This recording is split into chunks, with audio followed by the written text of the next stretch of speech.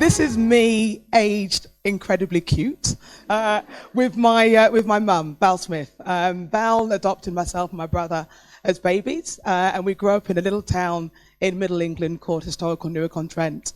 It was acutely obvious to me from a very young age that I was different, that I didn't necessarily fit or belong in Newark.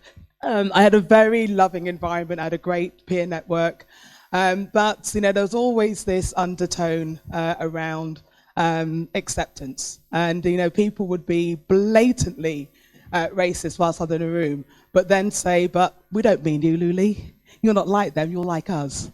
So I knew in life that there had to be more to the world than historical Newark-on-Trent.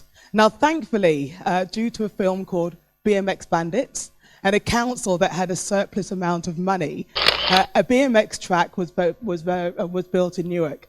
And I had the opportunity to go to the track, and then I had the opportunity to realize that my difference was my superpower. Now, for those of you that don't know BMX, it's a sprint around a track with jumps, and often the first person out the gate is the one that's going to win the race. My superpower was my genetic advantage that I was very, very quick out the gate, which meant everybody else had to try and catch me. Which led, I became a European champion, a world champion, and a British champion.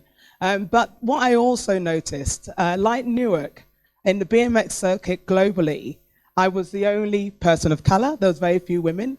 And I think it got me thinking, if diversity is an advantage, why aren't we encouraging more diversity in the world and in the sport that we live?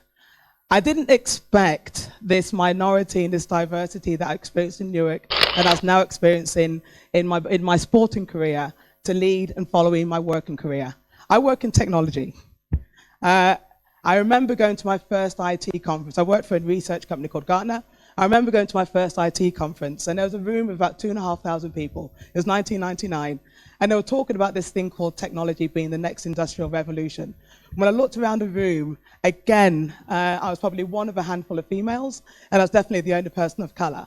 And I was like, if this thing is so important, if this thing is really going to change the world that we live, the way we operate, why are we limiting this information to such a small part of our demographic? Imagine what's possible if everybody knows about this and everybody can contribute to it in a positive way. So this was the beginning and the start of me finding my purpose and finding a voice and a need to really talk about why diversity, equity, and inclusion is important and what it is. Now, I use this analogy a lot. I grew up in the UK, as I said.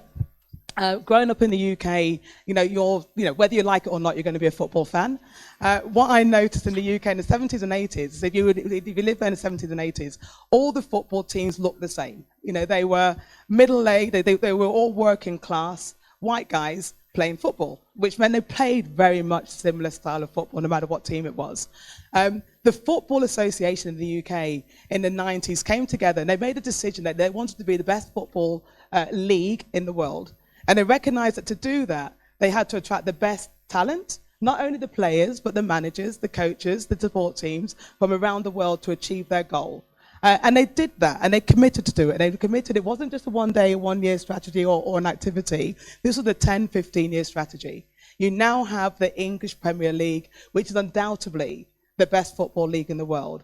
So I started thinking, if we can adopt that principle that the Football League in Australia had, the Football League in Australia, in the UK had, to the technology sector here, imagine the difference and the impact we can change and we can make.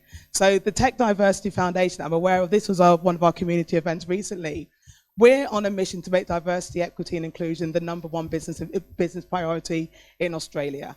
We want to become an industry that's representative of the communities that we serve. This is really important if we're going to have the best innovation, we're going to have the best consideration, and we're going to make sure we give the most opportunity to the people of society. It's an amazing industry, so let's make sure people are aware of it and people have an opportunity to become part of it. If we do that, we, like the English Premier League, can be the best industry in the world. I say we shouldn't settle for mediocre, we should strive for exceptional. Check that out. So thank you very much. That's my story.